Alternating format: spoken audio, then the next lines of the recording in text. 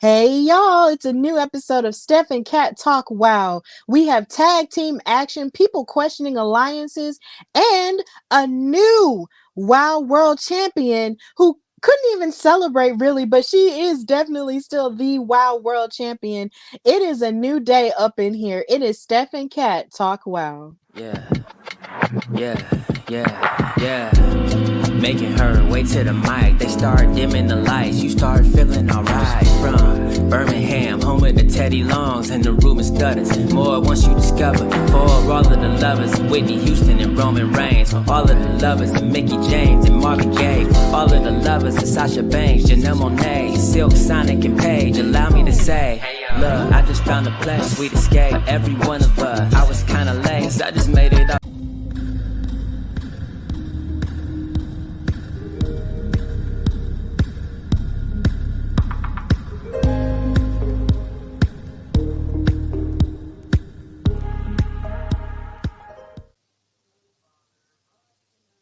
Hey y'all! Happy Monday and welcome to Steph and Cat Talk Wow. Of course, brought to you by the Hardy Wrestling Podcast and In Cat We Trust. We are here as the amazing after show talking about the hottest all women's wrestling show on television, which is Wow Superheroes. Of course, I'm your girl Stephanie Hardy, host and creator of the Hardy Wrestling Podcast, this fabulous platform, as well as contributor. This is our first time on camera since this has happened. Us together really. Contributor of Daily DDT and color commentator for the Belladonna Division, Battle Club Pro, Black Girl Magic 2022, and Spartan Wrestling. But of course, I am not alone. Right next to me is the amazing Katrina Blake, of course, host and creator of In Cat We Trust, amazing writer herself, visionary of women of color in wrestling with her panels and all of the above, and amazing super mom. How are you, Katrina? I am well. Always give such amazing intros. I am well tired. It was a weekend. A lot of wrestling this weekend as well. A lot of wrestling, may I add. But I am well. I am happy to be here. As you said before the intros, we have a new champion. It's a new dawn in WoW. It's a new queen in charge. I feel like, when we get there, it's going to be a lot of gushing. But I'm happy to be here. Absolutely. Like, this has just been an amazing weekend, period. Like, between NXT's No Mercy, between WoW being also on the same day, before No Mercy for some, or at least on my end. And then you have AEW's Wrestle Dream. There's just been a lot of wrestling going on. And it tends to happen quite a lot. It either happens once or twice a month where an episode of WoW will come on in the midst of a wrestling sandwich of so much amazing wrestling going on. And big ups to all the shows and all the wrestlers who did an amazing job, especially all the women's wrestlers who did an amazing job. Of course, Chris Yep. Statlander retaining her TBS championship. And then, of course, against Julia Hart, who's, of course, growing in her own way. And then, of course, you have Becky Lynch, of course, retaining the NXT women's title against Tiffany Stratton, who did an amazing job in that Extreme Rules match. And just so much amazing wrestling, throughout the whole weekend. Had other debuts and stuff, Adam, hello. Just a lot of amazing things happening, but I'm still calling him Edge. I don't care. Um like Same. so many amazing things happened this weekend, but in the midst of that, here again, you have WoW episode in their second season. Katrina, how did you feel about this episode as a whole before we really get into the nitty-gritty of it? It was a great episode. We went into the season more excited just because we wanted to see what else we were gonna get from this new iteration of WoW. Again, we had a new debut last week. We got to see a person we've been waiting to see back in action this week. And it was really good to see just because we missed her, so Mm-hmm. I thought this was pretty solid. And again, I didn't know how we were going to feel with this triple threat match happening later on in the night. Again, it wound up working out really well for somebody in particular, but it was a really good episode overall. Yeah, it really was. Like, it was really funny. It was sort of like this episode was sort of like a bookend Um, I look and we're switched back. It was sort of like a bookend when you think about how it started and how it ended. And yeah, it was really cool in the sense that we did get to see someone back that we had been asking about and wondering about in terms of her injury and stuff like that. But of course, we have to start from the very beginning. David McClain was in the ring to start this episode off, and of course, we send love and positivity to him because that's the OG, okay? So he found it wow. So we got to give him his flowers for, giving us this fabulous show and promotion to begin with. And he is standing in the ring with a table and three chairs, and of course, a contract. He is standing there with a contract for these ladies to sign on the dotted line, which is what the episode was called. And of course, you had Tormenta come in with Sophia Lopez, the world's greatest attorney. You had Princess Aussie coming in, on a mission. She's ready to go, right? Because she was the one who was gunning for the rematch in the first place. And then you had Penelope Pink come on with the fabulous Lana Star, as the reigning champion, just basically looking over it, throughout the entire time. Like she was just like, why am I even out here? This is really stupid. This is really pointless, blah, blah, blah. That's what she was giving.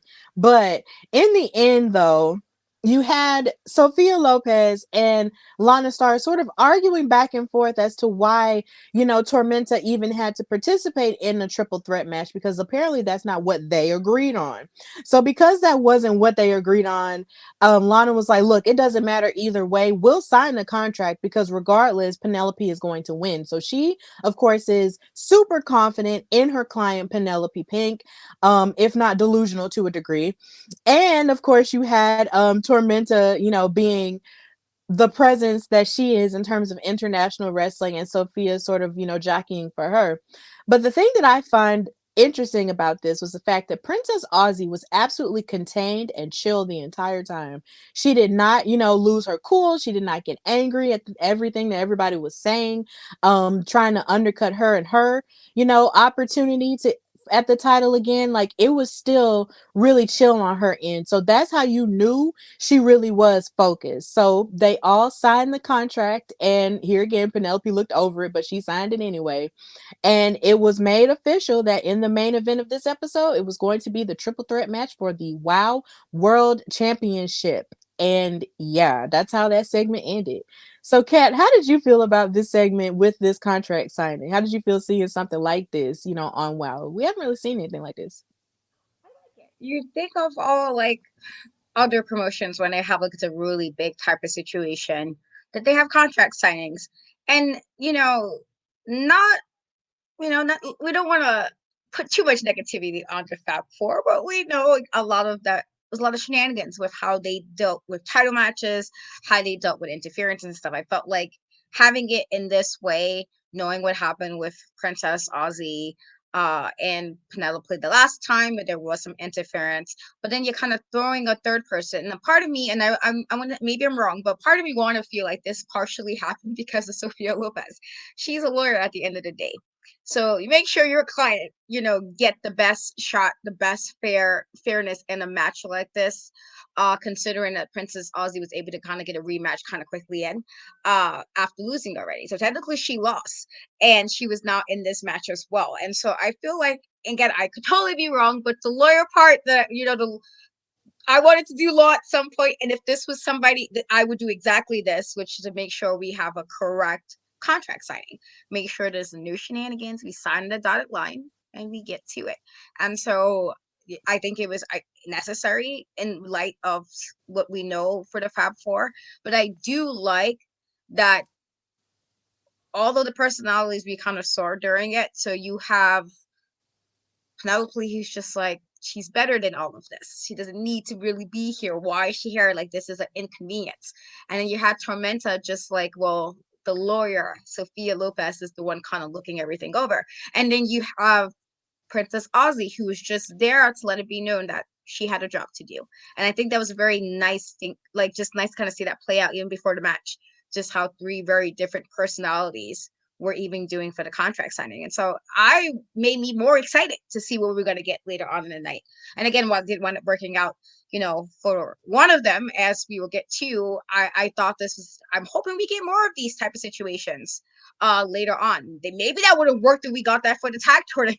Like, maybe it would have been better to do something like that during the tournament before all this stuff happened before the Tongas won it. And so hopefully we get more of that, or we get if it allows, the situation allows. It's only the 2 titles as of right now. Maybe we get another title later on. Throwing it out there. Wow. For some of the other ladies up there, maybe a different secondary title or something, then we can see that again. But I thought it was a really good segment to kind of lead into what will be the main event.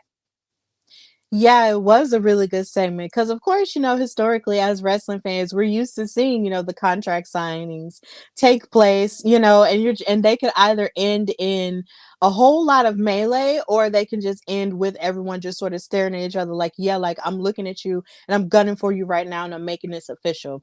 But the thing that I found the most intriguing about this was another thing that I found the most intriguing about it was the fact that Sophia, was really making Lana be a woman of her word.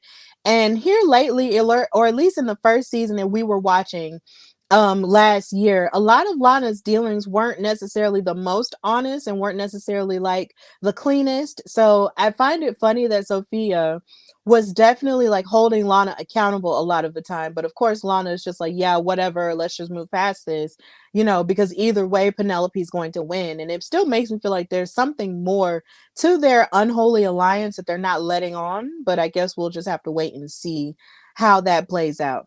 And of course, for those who are watching us on every live platform that we have via the Hardy Wrestling Podcast and In Cat We Trust, please, well, first of all, thank you for watching. And of course, comment on any of the parts of WoW this episode that you really, really liked or loved, or did not necessarily like that much. But either way, go crazy in the comments and let us know how you're feeling about things you might wind up on the screen. So yeah, that was a really good segment. And here again, we love more of the narrative building that they're doing on WoW.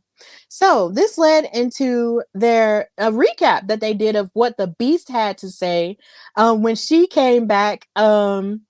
When she came back last week, saying that she's still the baddest and she's still the toughest and she's ready to get back into action. So this led into her and her match against Chainsaw, which was the first match that we saw on that episode. This was the Beast's first match back since her injury that she sustained from that mystery assailant.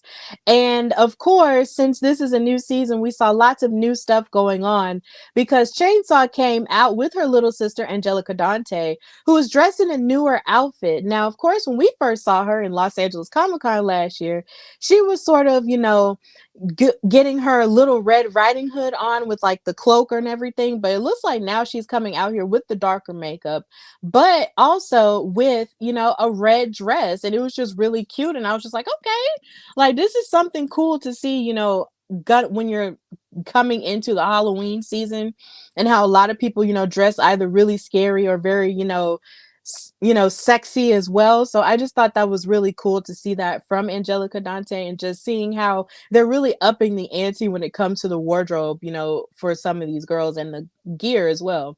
But this match was pretty hard hitting and fantastic because this was another scenario where someone actually matched up with Chainsaw in terms of strength and power. It was very parallel between both of these women. Now, the last time we saw Chainsaw in a situation like this, it was like a tag team match, I believe, where she had a partner, but then she was battling against the Tonga twins. And the Tonga twins, of course, Chaos and Kona, the tag team champions, showed that they were not afraid of her and that they were going to stand toe to toe with her as well. And that's definitely what the Beast did. She hopped up in the ring and jumped over the top rope into the ring on that good leg. And I was just like, okay, ma'am, let's go. And she looked so beautiful and so scary at the same time. Her and the Chainsaw and the Beast traded blows back and forth, smacking each other and chopping each other in the chest. Like, it was just a show of power. And even, of course, Chainsaw was still able to sort of get the upper hand on her by tripping her up and pushing her over. She even locked her into a full Nelson, but the Beast utilized her strength to break out of it. Like, it was just really cool. And then ultimately, the Beast wound up winning after clotheslining Chainsaw, and then beating her with a spear. So yeah, the Beast hit a spear onto Chainsaw and won the match. And after she won, she wound up cutting a promo saying, like, gunning straight for the person who attacked her from behind. She was like, "This is a message to the coward who attacked me from behind.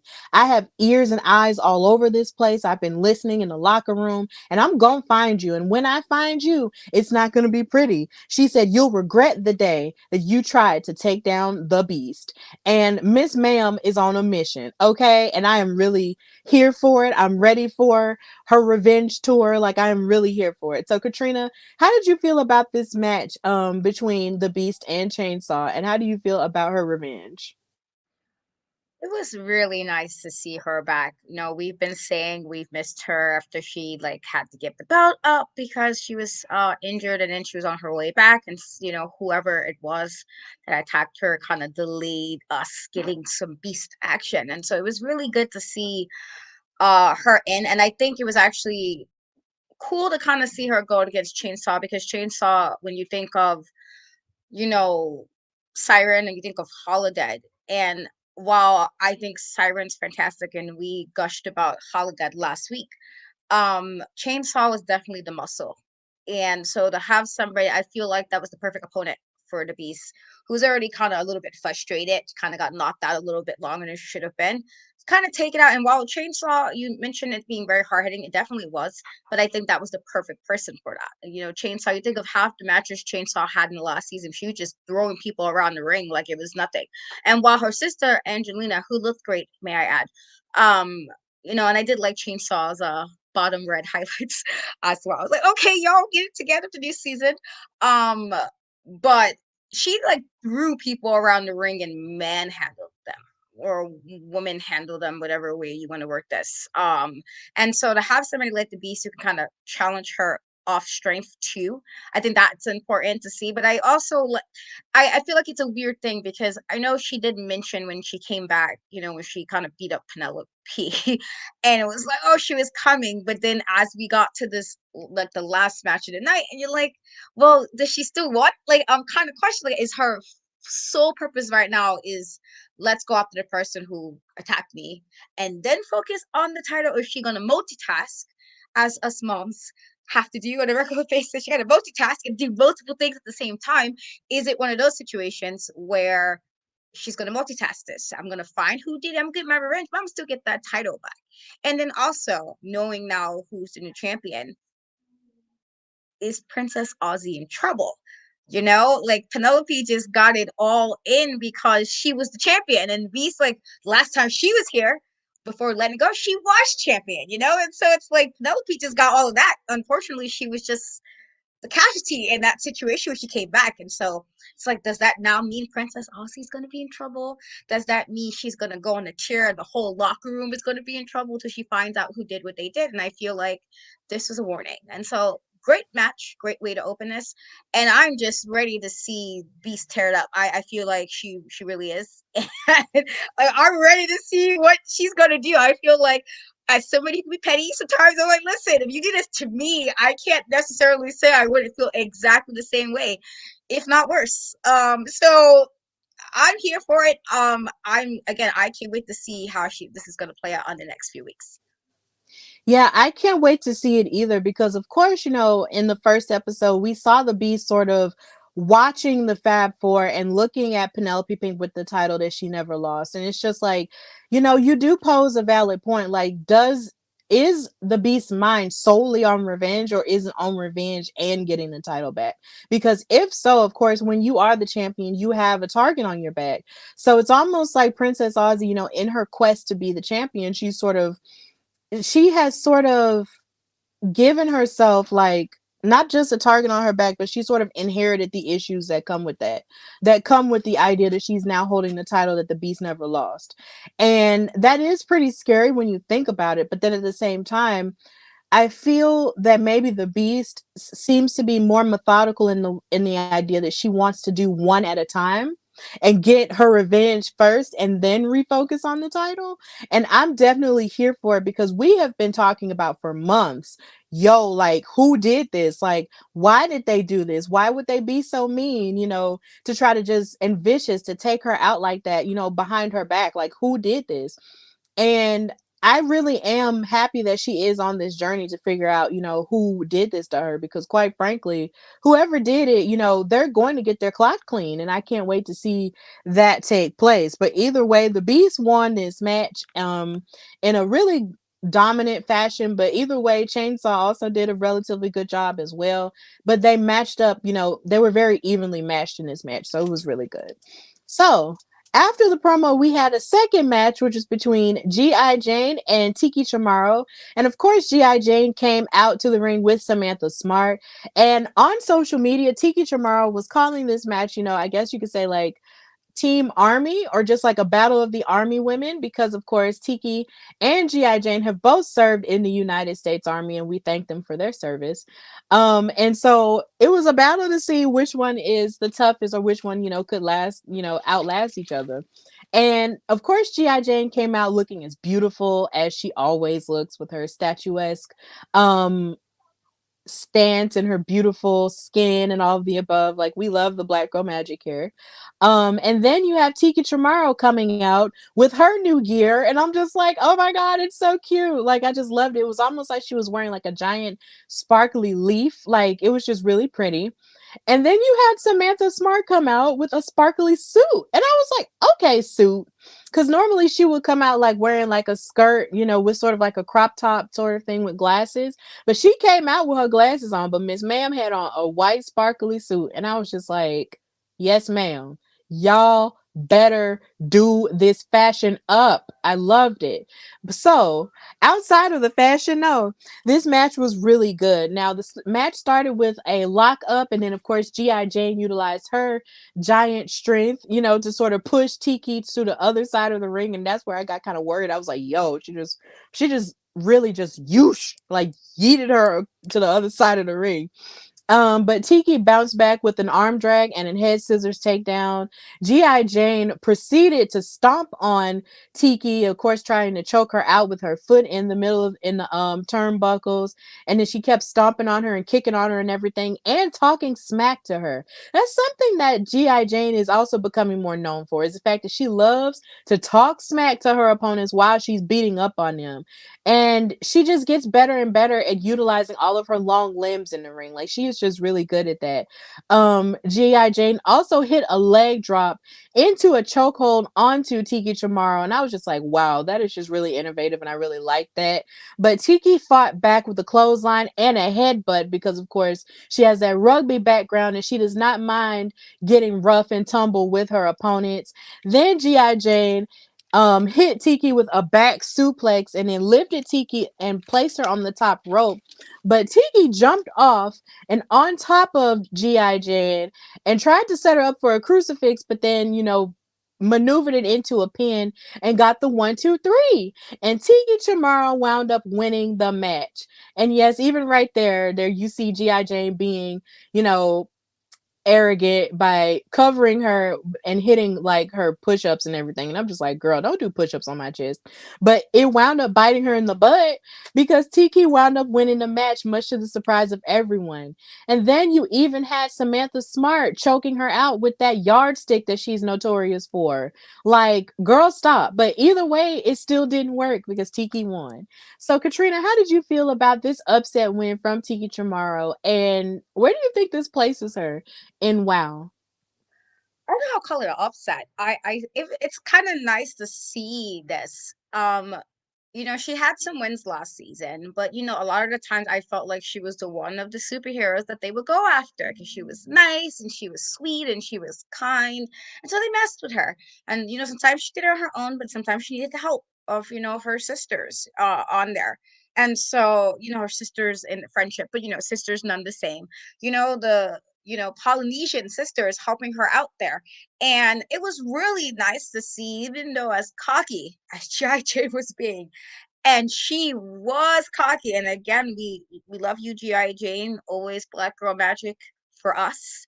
but you was doing a lot of shenanigans. You really was. You was doing shenanigans. You was being extremely cocky, extremely egotistical. Like, personally, if somebody does push-ups over me, I'm not gonna be happy about somebody like, let me just flex over you. That is so disrespectful. That's a level of disrespect that's not even necessary. And so, for Tiki to kind of still rally, even with her doing all that and get the win, I think that's speaking on her growth from season 1. I love that she had a new costume. I know she posted it on social media. I was like, yes, get your new costume in, get it all, work it. I like that. And even though Samantha was doing shenanigans, I did like the suit. Now, while I'm a jumpsuit kind of girl, I don't really wear pantsuits. I can always appreciate good pantsuit. It made me think of Stephanie McMahon. Like, sometimes she wore a pantsuit, she just had a fantastic. You're like, okay, like, it was those vibes, like boss type vibe, boss lady vibes. And so she looked great, even though she was doing the shenanigans. But for Tiki, I thought this was a good win for her. And I hope, she can use this as momentum to kind of keep going forward. Whatever match she has in the next week or the next 2 weeks or the next 3 weeks, that she can use that momentum to kind of keep on the upswing because, we love her.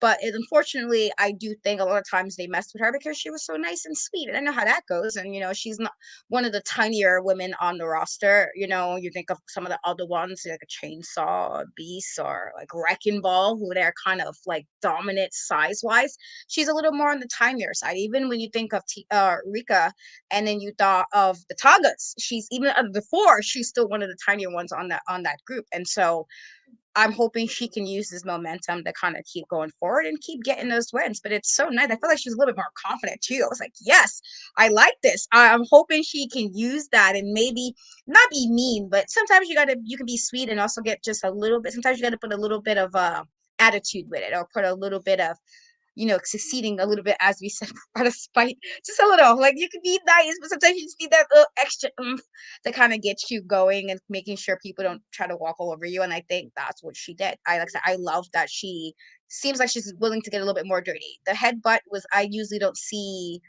faces do that too much. That's usually for me a heel type tactic. But in this regard, using what you got for somebody who's trying to overpower you, I think that was very smart on her end. And I truly hope that this is keeping her on the upswing going forward. Absolutely. And I do appreciate that Tiki is getting a little bit tougher in her approach because it's like you said, because she's such a nice girl and because she's so sweet, a lot of people last season were kind of just looking over her and making it seem like, oh, well, we don't need to take you seriously because you're little and because you're, so sweet. That means we can run all over you or just treat you any kind of way. And hopefully this season we'll see more of an aggressive side come out of her because something that a lot of people just don't take into account is that you can be nice as all get out and you can laugh and you can smile, but you can also mean business too. And I find that I hope that Tiki Chamorro can truly like lock in this season and mean more business, than usual, and not just, always utilize the help of the Tonga twins, and the Island Dynasty. Because of course it is good to have, your group of friends who can have your back and everything. But it also helps for you to be able to stand on your own 2 feet. And Tiki definitely has shown that she can do that. And I can't wait to see more of what she has to offer there. But when it comes to G.I. Jane, I just feel like she just has the full package. And I feel like I talk about this ad nauseum every time I see her. I just feel like there's just so much more to her that could really be unlocked when it comes to her abilities. She's tall, she's beautiful, she's tough. She was a drill sergeant, on top of all those things. And she's had to, overcome so much to be who she is. A part of me wonders, if she would ever, not be under the alliance of Samantha Smart and just, stand on her own 2 feet as well and rise to the occasion. Like, a part of me just really wonders, would that ever happen? But, we just gotta, wait and see for that. But either way, Tika Chamorro came out with the win, and hopefully we'll see more of what she has to offer with her toughness, going forward. Now, after this match, we After this match, we had an announcement of a couple of matches that are coming forth for the tag team division. This coming weekend, we have a rematch for the WoW Tag Team Championships between the Tonga Twins, who we were just talking about, and Miami Sweet Heat, the Carlson sisters. This blew my mind because, number one, just last week we were talking about how it might be necessary for Miami Sweet Heat to go to the back of the line before they can get another opportunity. And now here they are getting an opportunity and not having to wait in the back of the line. And I just think that's very interesting how that happened because, of course, they were talking a whole lot of smack and they did attack the Tonga twins last week. So I'm more than sure that Chaos and Kona are gunning for wanting to fight them again, just to teach them a lesson and retain their titles. But a part of me would have liked it better if maybe they just still had to work their way back up. But here we are, and Miami Sweetie is back in title contention. So we get to see twins versus twins again. And yep, this is where we're at. So hopefully Chaos and Kona will definitely beat them another time and just keep the Fab Four on the struggle bus for a minute. I've never been a person to ever want people to stay on the struggle bus, but honestly, I just want the Fab Four to stay there. They need to stay there because they just need to learn their lesson, okay? And then another announcement that they made is that in 2 weeks we will see the returning mother truckers, Holly Swag and Big Rig Betty, go up against Las Banditas again, Sylvia Sanchez and Vivian Rivera. So I am excited to see that. So after they made that announcement, they showed more backstage footage of the mother truckers, getting themselves, of course, being fresh out of jail and hanging up their clothes on, a clothesline, which is something I hadn't seen in so long. Oh my God.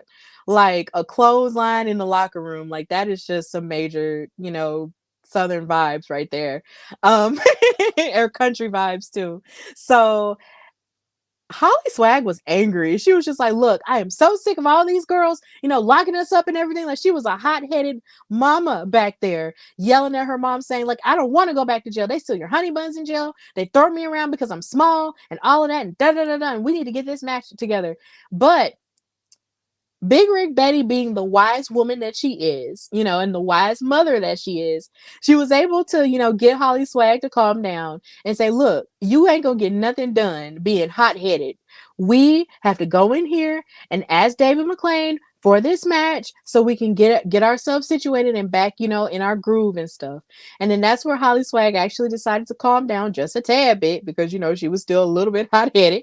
And was really like passionate about getting this match together. So this led into them, of course, getting their match against Las Banditas because they did show, during Tiki and G.I. Jane's match, how they got involved in the brawl that happened with the tag team champions and Miami Sweet Heat and Las Banditas. So this is how all of that took place. So this was really interesting. So Kat, how did you feel about this backstage segment with the mother truckers? The fact that Holly was saying about being small, somebody who's also really small, it's always a joke. Like if some altercations might happen, I'm a little person, I probably get flung a little bit. I can't lie. And so I understood that, but also sometimes a hot head doesn't always work, and so I get being upset. I've been there. I've been upset about things. Some things out of my control, some things in my control. But the best way is you beat them sometimes. Use your smarts. You have to use your smarts in this regard. They already had a lot of stuff happen, even with the fact that they got in jail and then they got put back in jail because they didn't do their end of the bargain with Sofia Lopez. And so, because you already have these like scenarios happening, you got to play it smart now. You want to win, obviously, but anger is not going to work in the situation. Clearly, it hasn't worked already. I feel like this is a situation Holly kind of needs to listen to her mom and be like, moms, we don't know everything, but sometimes we know a little something, something. Sometimes we know best for your child. Not all times, but a lot of times we say these things out of experience, out of situations. You don't want your kid to deal with you had to deal with it, or whatever the case may be. And so I think in this regard, she needs to listen to her mom. But it was nice to kind of see it, I guess, a different thing because we've been seeing little shoots of it, like with the last match they had, where she was clearly the more aggressive one of the two. And so we've been seeing little spurts of it. But I think in this regard, while I totally think it is a valid thing to be upset about, It's very valid. Also, sometimes anger is not always the best option. Sometimes you have to beat them with being smart. And so it was good to see that in regards to like kind of see some insight into that, but also this might be a situation she might need to take her mother's advice and relax a little bit. Yeah, you do have to relax a little bit because even though I can get pretty hot-headed myself, but sometimes whenever I see a situation like that, I kind of like see my sister, who's 8 years younger than me. Like she is very hot-headed in that way. Like she really is about that action, and it really does take me, or sometimes it takes my sister, or not my sister, my mom, to get her to calm down and really realize that you just can't go in hot-headed all the time because that will actually put you in a lot of danger, in most cases. So you can't just go in there just ready to just pop off all the time. And it seems like Holly Swag still has a lot of lessons to learn when it comes to that. But thankfully, her mom is there to sort of reel her in, so she can channel that anger in a healthy way, especially in the ring. So it's really good, to see that relationship sort of blossom in that way.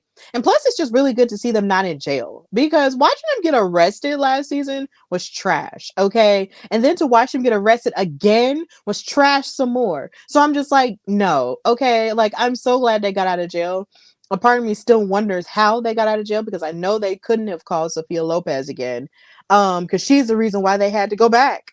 But I'm just like, I'm just glad that they're out of jail. Honestly. Like that's just all I care about at this point. Um, I'm glad that my campaign to free the mother truckers was listened to and they freed them. So that's all that matters.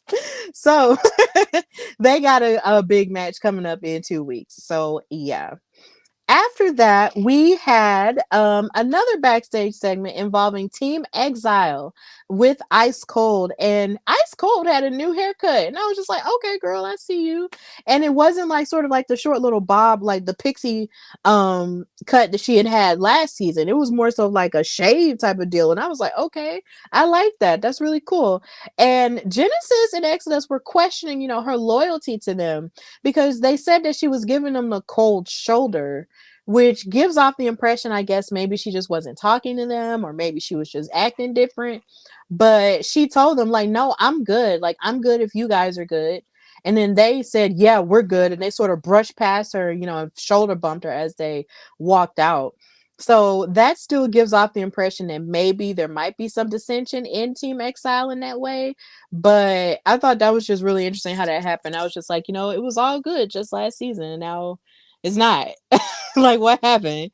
But yeah, so after that, they proceeded to also recap more of Princess Aussie's desires to be the champion. And then on commentary, they mentioned, Steven and David mentioned that she did not want to take the opportunity from Tormenta, which further proves that she was still on a mission and not afraid to fight whoever she needed to fight to get the title, because she could have whined and cried and was all like, no, I just want to fight Penelope. But she was like, nope, I'm going to fight whoever to get to what I want. And Princess Aussie was definitely on that mission, and I appreciated that. But Katrina, how do you feel about the dissension between Team Exile and Ice Cold? One, yay to the haircut. I mean, I wouldn't go that short, but I like when a person can really make a cute little snazzy haircut. I'm like, okay. I actually think the picture, which we will get to when we put the thing up, the exile, she kind of Janice kind of, got the new hair too. I was like, okay, sis, I'm loving everybody coming in the season just fresh. I love it. But this, while I understand questioning, they have to remember how Ice Cold came in the first place, and I think that's something they're forgetting. Ice Cold came in already like just kind of trying to find a place to do stuff, find a place to fit in. And so it's not like she was came in super loyal from the very beginning. And then, it's questionable. She kind of already came in with questionable intentions. And I feel like you're supposed to know better. The whole premise of your group is that you guys were the ladies who people casted aside. And so you should already have your guard up a little bit. And so I was a little surprised by that because I'm like, if my Hosoka was still here, would you have been asking this question? And I don't know if that means stuff is falling apart again because she's not here. But I feel like, why are we surprised about Ice Cold? She was moving her way around group to group last season. Like, she was in a lot of groups last year, and there were things she was doing that was a little bit side eyeing. You kind of had to be like, I don't know, sis, this don't look good. Like, I don't know if I want to have you as a friend necessarily. It's one of those situations like, if this is a friend, well, God, yeah, like, how would you do as like an enemy or something? And so I was surprised in that regard that they seemed concerned, because I'm like, were you not already on guard about this? You should have been. From last season, you should have been. And granted, to be fair, the last couple of matches, Ice Cold seemed to be in alliance with that. But you have to always question a person who can move from group to group with no problem, no type of sadness, no type of loyalty to anybody. You have to already be on your guard about that. And so I was a little surprised that they wasn't already on it. I'm just like, if you was worried about her being on, not being loyal and giving the cold shoulder, I guess, pun to her name, Ice Cold, um, wouldn't you guys, like, why would you egg it on by like bumping into her? If it's somebody I'm kind of feeling funny about, wouldn't that throw some fire on that? Like, wouldn't that throw gasoline on the problem? Why would you, like, I don't have to do anything yet, but I'm gonna watch you. But I would have been watching already. And I'm nicer than most people, but I also usually like to say, people kind of show you who they are. I feel like she already shown them that. Like, why are we surprised? And so I was more like, you guys are part of Exile. You're supposed to know how this works. Like, why are you even questioning this? Why is this a surprise to you? She jumped into your group after 3 other groups or so. Like, you guys were like the next group she joined. It wasn't even like you guys were her first choice. She was trying to get in where she fit in. I feel like, if anything, they should have already been on the guard with this. And so that surprised me a bit. But maybe she's not. Maybe she's having a day. We all get them. We all get a bad day. We're not our best selves, not our best move. And maybe it's not as drastic as I'm thinking. But also, I'm a firm believer people show you who you are and who they are. And so, like, you should have already been on your guard with her, because she's kind of already shown you she's not necessarily loyal, because she has bounced from team to team to team. You are absolutely right, and I'm glad you mentioned that because I low key forgot about it because it had been so long. But yeah, Ice Cold really was jumping from team to team because before she was with Exile, I got scared for a second. Before she was with Exile, she was with G.I. Jane and the disciplinarian. And it's just like, with the way that she hops from team to team like that, it's just kind of like, you do have to question her loyalty and where it actually lies. Or it, like, is she just doing this for the sake of, attention? Is she doing this just to get by? Or does she really feel like she really does belong with Exile? Because honestly, I always felt like her with Exile was just a little bit of a disconnect, or a little bit of a, like, it just wasn't working for me, because it's just like, you have Exile and all they do is just sort of just like to fight and destroy women, right? But then you have Ice Cold. It's like she fights and all of the above, but I don't necessarily think that her intent is to just outright destroy people. So I feel like maybe she's just sort of acting out and pretending to be something that she isn't, because you could go back to when we first was introduced to Ice Cold. Like, she told us her story, of where she came from and what she had to overcome. And it's just like, how can we root against you when you've been through this specific thing? And it's just like, maybe she's just, hiding behind this angry exterior to hide really what's inside, which might be something a little bit more tender. Um and maybe she is just looking for a sense of belonging. But here again, I feel like maybe she's another person that really does need to stand on her own 2 feet for a while and not just run up behind Exile all the time, because Exile is a pretty good tag team on their own. Like, they really do, you know, they stand 10 toes down for each other, in what their mission is. So maybe she just doesn't need to be, with them, and she just needs to figure out who she is first. But all of this, of course, leads into our next match, which was the third match on the card, which was Exile with Ice Cold going up against the returning Jessie Jones and Americana. Now, of course, it had been a minute since we had seen Jessie Jones and Americana, because Jessie got injured by the Heavy Metal Sisters in a brawl, and Americana, of course, wanted to get back at them, for destroying her son's tablet, and then they, of course, knocked Jessie Jones out of commission with her ankle. Well, not her ankle. Was it her ankle or was it her knee? I can't really.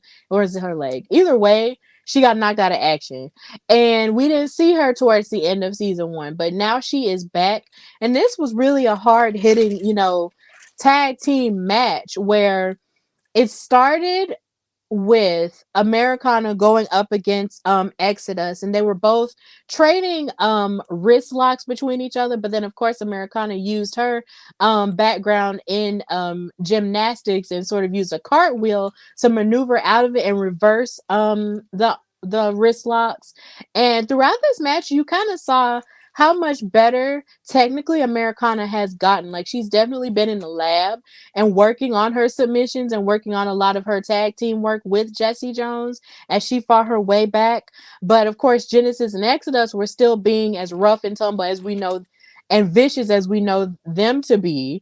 Like, it was really tough in some places where Genesis was actually locking Americana into a straight jacket submission.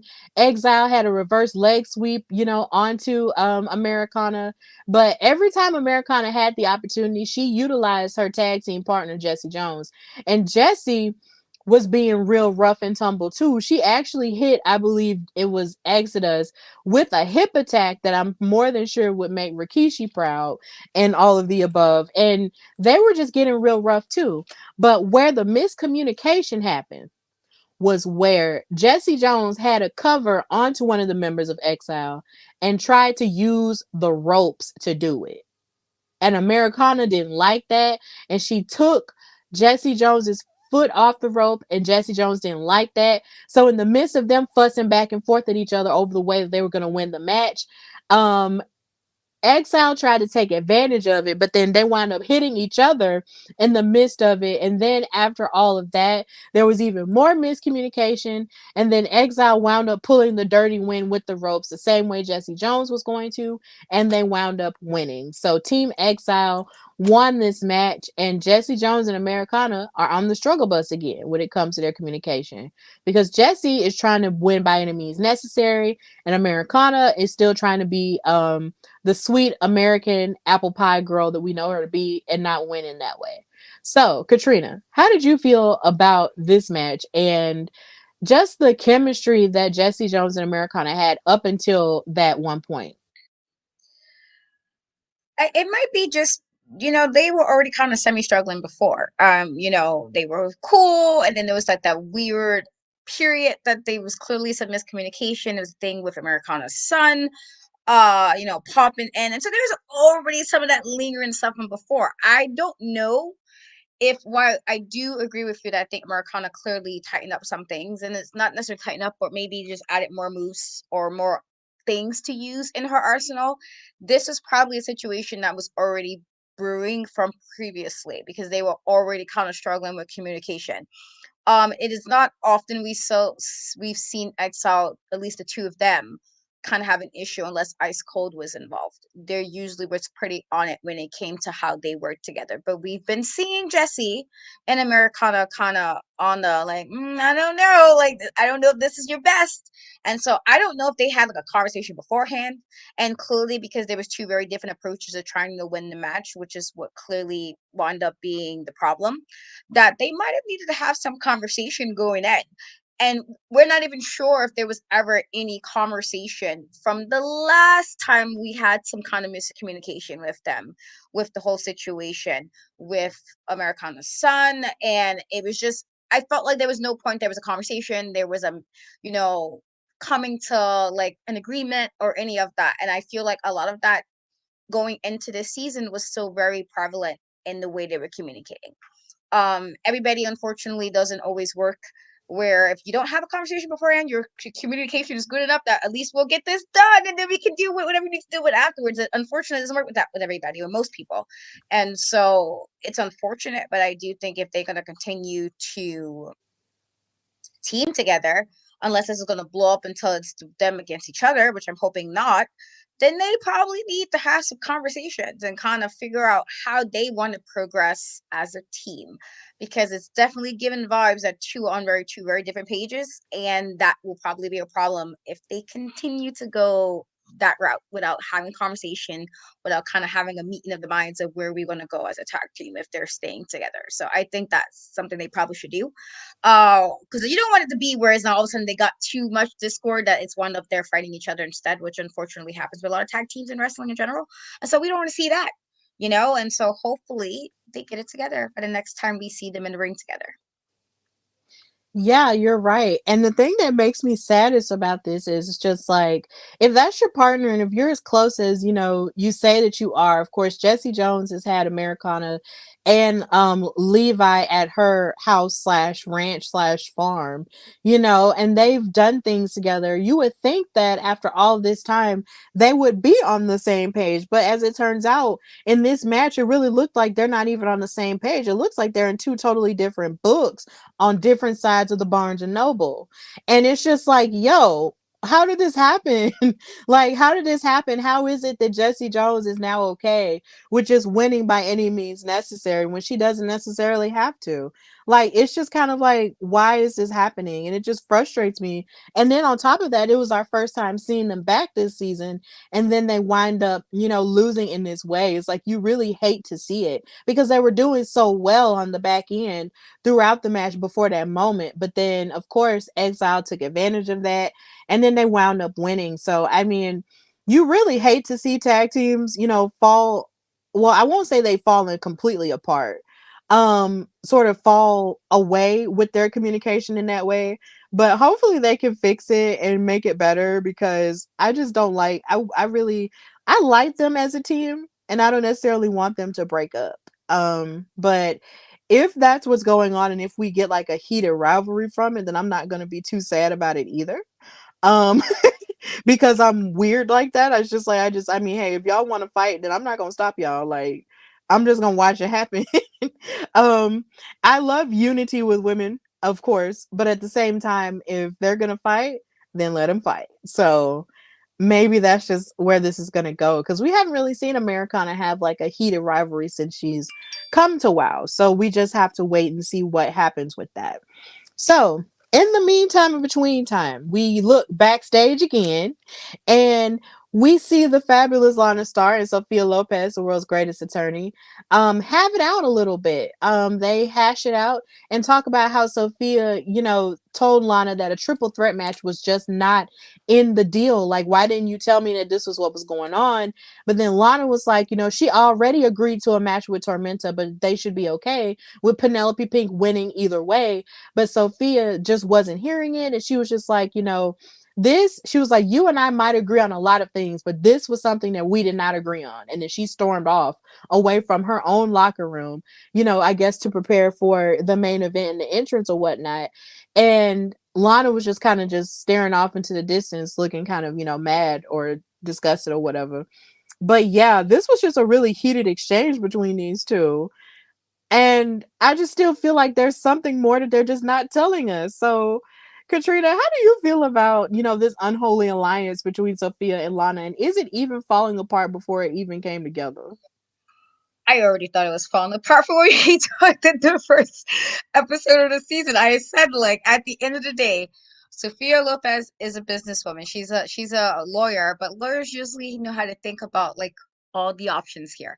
I do think this was a relationship of convenience. I do not see it lasting long. I would truly be surprised that by the end of the season, there's still a thing. I would really be surprised by that. I feel like Lana, while it might seem like she's being cordial, it seems like they're working together. You cannot trust a person that's in charge of a group like the Fab Four. I feel like that's not a person you should want to go in trusting.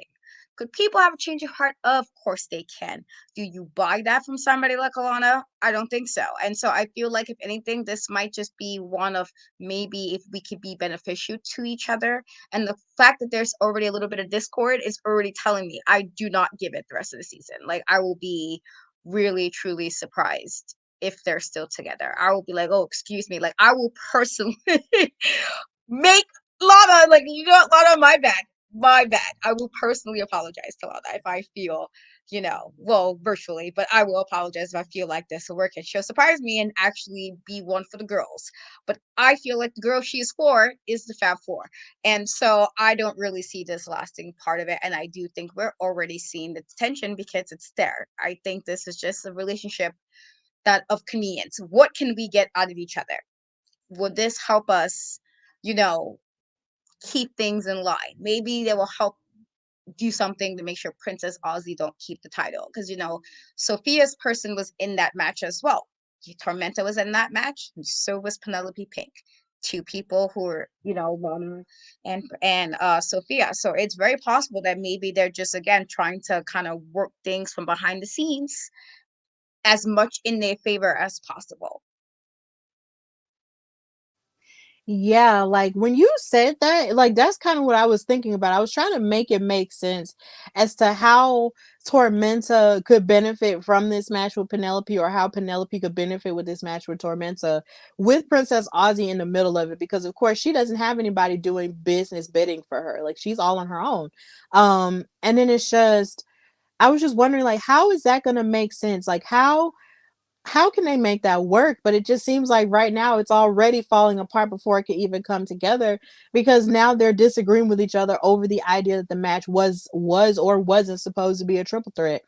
And I'm just like, what is going on? Like, what is it? Like, are y'all hiding something from us? Like, what's the deal? But and you're right. You can't really trust Lana Star as far as you could throw her. And I know I throw shaded the Fab Four a lot, but that's just the truth. Like somebody like her who is willing to do any and everything, as we will get to keep, titles on her mantle and everything, as a former WoW World Champion herself, it's just like that woman is desperate. And she is willing to cut whatever deal is necessary to remain at the top. But it seems like it's low key, like not benefiting her at this point. So it's just kind of like what I don't know. Maybe I'm just overthinking it. Maybe I'm just spinning my wheels. I don't know. But either way, we have a main event to get to. We have a main event to get to, baby. So the main event was, of course, the triple threat match that we were just discussing between Tormenta, Princess Aussie, and Penelope Pink for the WoW World Championship. And this of course is a very high stakes match because everybody is gunning for the title. Penelope Pink has held this title for more than a year. And this is where I'll probably give, the most credit to Penelope Pink in this episode, and probably on this show period. Or at least this iteration of the show period. Penelope Pink has been an amazing champion. Pause for the gasp. Um, she's been an amazing champion outside of the fact that she be cheating sometimes. She still, is an amazing champion. She is so athletic, she's fierce, and she has all the charisma to be a champion anywhere, when it comes to wrestling, period. But definitely when it comes to WoW, with her being a champion as she was, and the type of matches that she was having when she was on the episode, because there was a minute where we weren't seeing her a whole lot. um it was just like she was doing an amazing job, and I do have to give her credit. From when she won the title at LA Comic-Con and we saw her win that title in that gauntlet, all the way up until now, she has done an amazing job outside of the cheating. So that's about where the credit ends. So this match was really good. Tormenta came to the ring with a mariachi band. I believe on commentary they said that these were the mariachi divas, and that she brought them in from Mexico. So shout out to that band that came through WoW and actually performed Tormenta to the ring. That was really cool and full of grandeur. Like, I love it when stuff like that is done. It reminds me of the time Andrade El Idolo was in NXT and he had a mariachi band play him out there, and I was just like, oh, that's real cool. Like, I like that. Like, I love stuff like that. So big ups to the mariachi divas for playing Tormenta out, like the international sensation that she is. That was fantastic. But then of course you had the regular entrances of Princess Aussie and Penelope Pink. They got everything situated, and once all the smoke had cleared, it was time to fight. And Penelope Pink kept yelling that this was her title over and over again. And This match was moving at a very frenetic pace. It was really hard to take notes for this match, because Penelope, of course, left the ring and rolled back into the ring, just to play mind games. Because, of course, Princess Aussie and Tormenta were gonna gun for her first, seeing as she's a champion. But she was like, "Nah, y'all ain't gonna get me like that. Like, I'm gonna move and dart in and out or whatever." Being just sneaky like she always is. And then you had Tormenta and all of each other, all of them attacking each other with leg sweeps and strikes over and over again. Then you had Princess Aussie hitting a clothesline and a back suplex, and then she had a pin onto Penelope Pink, but then Tormenta broke it up. Then after that, you had Penelope Pink hit a flatliner from the top rope, and then excuse me, and then Princess Aussie hit a double drop kick from the top rope as Penelope and Tormenta were punching on each other and distracted.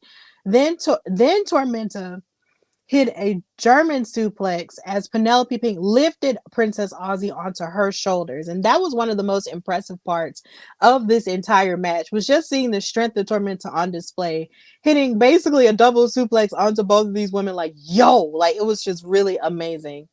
Then you had Tormenta lifting up Penelope Pink at one point, but then of course Penelope raked her eyes, and then Princess Aussie hit her cutter from down under to Penelope, but then she kicked out. Then Penelope went for her Karana from the apron of the ring, but then Tormenta caught her and then ran her head against the barricade into the audience. And I feel like the two most dangerous places you could ever be in wrestling is the NXT parking lot and the WoW barricades, because stuff be happening in both of those places to where you can run into something and get hurt somehow, or something gets injured, and it's just insane.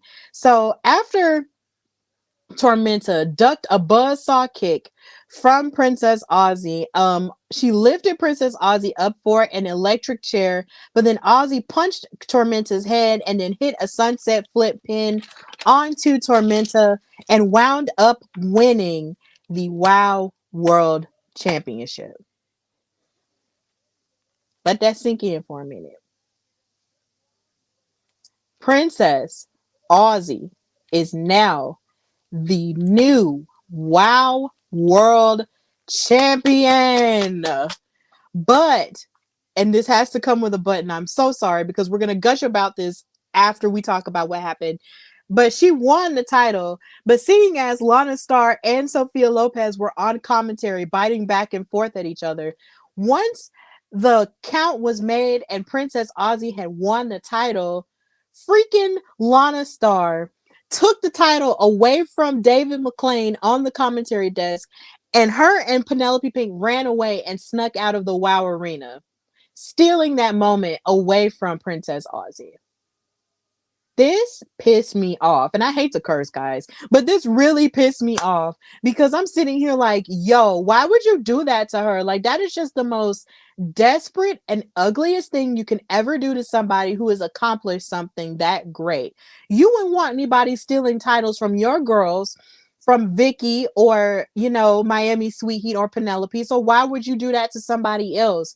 That was just so ugly to me, because that was Princess Aussie's moment that she actively worked for, even after Penelope Pink used the title and hit her across the head with it in their one-on-one match. And she won this match fair and square in a triple threat. Of course, when it's a triple threat, anybody can get pinned and you can lose the title. She won that match fair and square.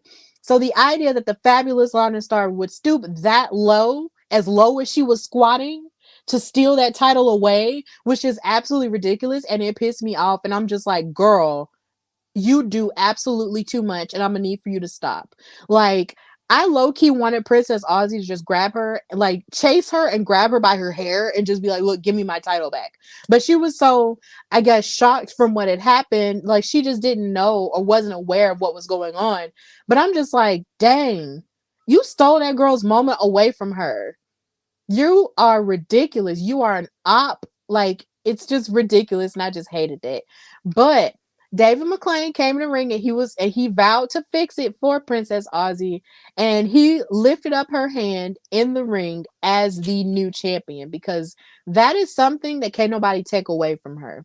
She fought for it, she earned it, she beat Tormenta, she covered her, and here's the picture that she was able to take. I guess they somehow or another found either a title or the title or whatever, but she has the title now, and she is the new WoW World Champion. And nobody can take that away from her. She earned it. She absolutely earned it. And kudos to both women that she fought, Penelope and Tormenta, for giving it a great go. But at the end of the day, Princess Aussie is the new champion, and this is a new season. And I just didn't expect for a new champion to be crowned this soon. But here we are. And it's Princess Aussie. And I'm just so happy because, well, I'll tell why. But Katrina, how did you feel about this match and the ending of it and just where we are now? Hey, Randy. Triple threat matches are always a bit weird for me, and it's Not because I don't like them necessarily. I always feel like it literally could be you lose a belt and it wasn't because of you. And that's always like the about triple threat title matches is like you can be the person who didn't even take the pin but you lost the belt. And I feel like maybe that's what Lana was like off the fact that Penelope wasn't the one that was pinned, but it was also a contract that you guys all signed. I just feel like if you maybe make it a way that maybe it would have been a one-on-one separately, one-on-one, and not have a triple threat. But the unfortunate part about triple threats, that's how the cookie crumbles sometimes. And unfortunately, with that being said, the last time they wrestled from season one, I believe the question was asked, I believe I said, was Penelope fighting in a way that said that she was a little bit worried. Um, but then you had two this time. You had Tormenta, who clearly shown, like previously, just how well she is. But in that regard, especially when she suplexed both of them. Personally, if I'm getting suplexed, I'm probably going to be out for the rest of the match. But, she suplexed both of them and they were still going. Not me, but, they were still going. That speaks to, how well they are.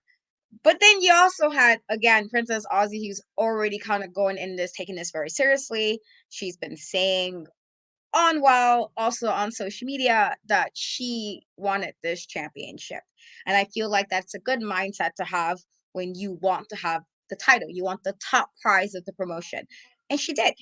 And this time it was really no kind of weird little things happening, like unfortunately what happened the last time she wrestled her a few weeks ago. And so I'm happy for her, and I know again my beef isn't as my beef isn't as yours is with Penelope. I know your beef's a little different, but it just makes me allude to when she won the title at LA Comic Con and how, she won that kind of on her own. No interference, no weird stuff. So we know she can do it. We know that she has that in her. And whenever she really had to have her, matches, she delivered. I just think in this regard, her being kind of outside of that little moment that changed the course of her not being champion, um, is the reason, partially. I think the other half of it is, again, Princess Aussie kind of came in with, this is what I want and this is what I'm going to get. And I think she went in with that mindset and it made it very easy for her to go in.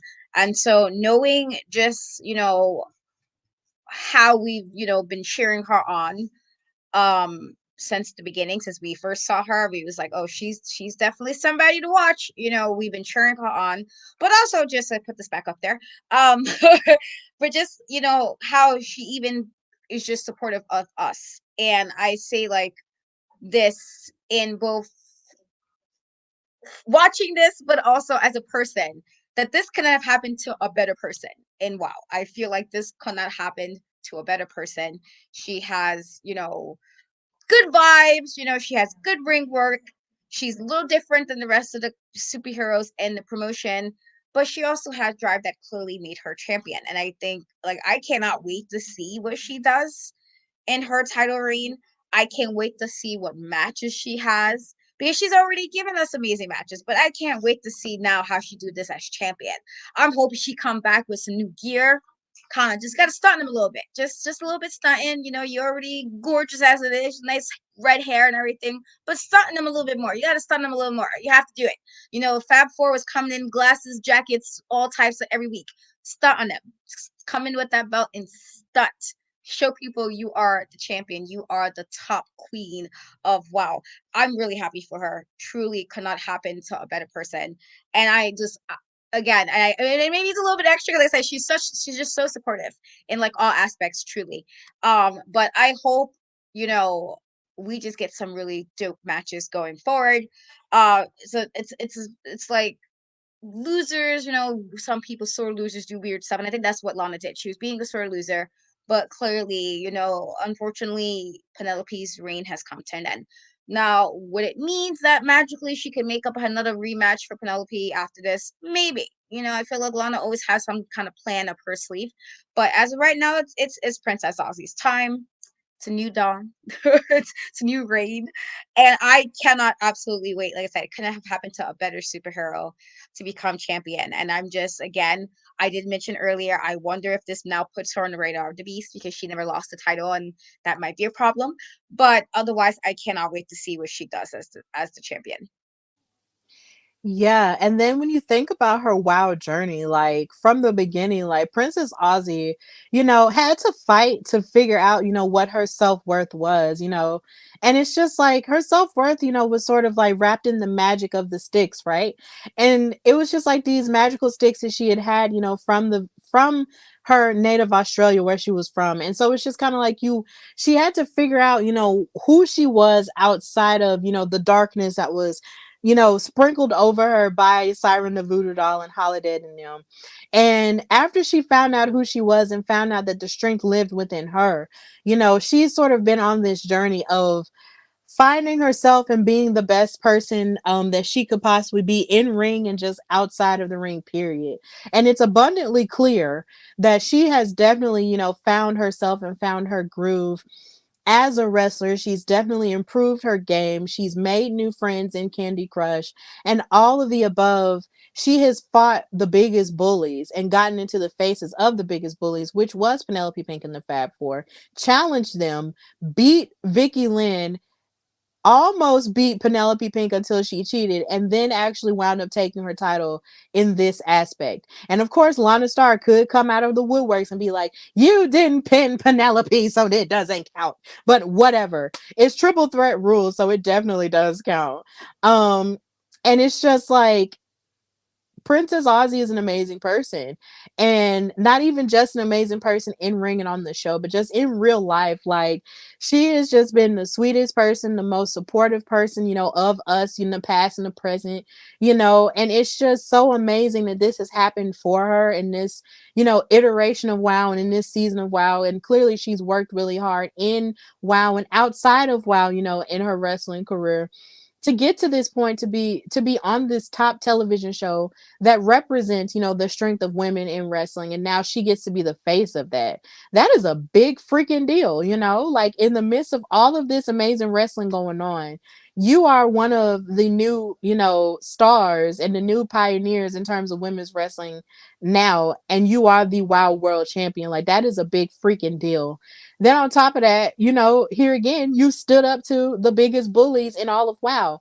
The Fab Four is probably reeling right now because they ain't got no gold. I used to pray for times like this. They ain't got no gold. Like, all of the Fab Four ain't got no gold.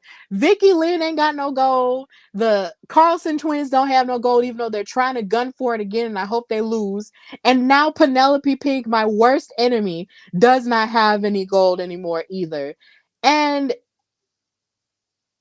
I've never been so happy in all my life. I feel like Princess Aussie and the Tonga twins should just throw a party right now because all of them collectively have stood up to the Fab Four and won and knocked them off of their perch.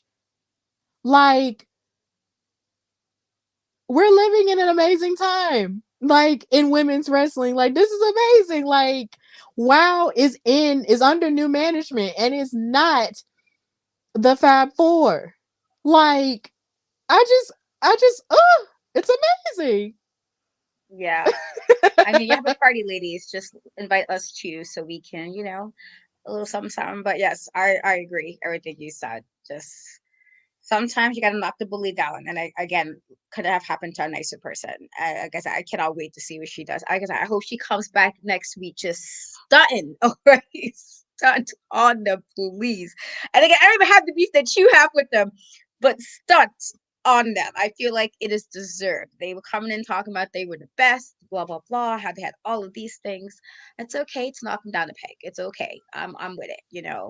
I'm with it. But I'm very happy for her. And I'm just excited. I feel like she's going to give us something, like, it's going to be some kind of promo. I feel like that you have to let her do that next week, so I can't wait. Well, not now, it's this week, but I can't wait to see what we get from her. Like I said, I'm just truly excited of all the opportunities and options we can get from her as champion. I feel like she's going to even go even more harder because she's champion. Yes, long may the princess reign over WoW women of wrestling. She is, of course, the new WoW world champion, and that is how the episode ended. So, of course, can we just show the picture one more time before we go? Just pop it up there. Yes, ma'am. She is the new WoW world champion, and long may she reign forever. Yes, yes, yes. So, of course, we've reached the end of our time together. Of course, thank you guys so much for watching and supporting Steph and Cat Talk Wow. Of course, this is the third episode. So, of course, next week we will be back to talk about the next episode because we got some championship stuff brewing, of course, between the Tonga Twins and Miami Sweet Heat, and of course, more matches that will be announced soon.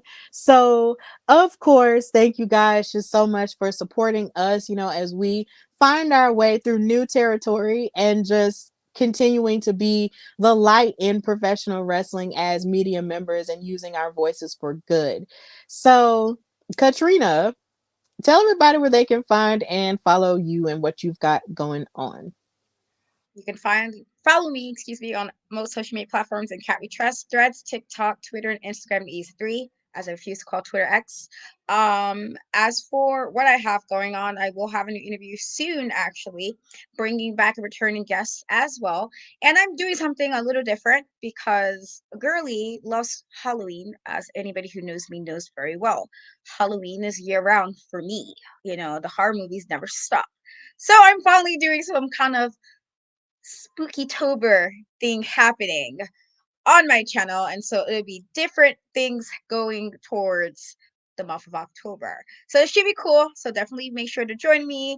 Probably be some gaming, which I don't do too often anymore, but some gaming is gonna be happening. I'm gonna have some collabs with some people in the wrestling media space as well, and maybe even a couple of movie things happening. So that's pretty cool. My first time doing an October thing in general, which is crazy since October Halloween is my favorite holiday. So you think I would have done this already, but so please make sure to check that out on the channel. And as always, catch me and Steph on Mondays to talk WoW, and me and Shay on Thursdays to talk NXT.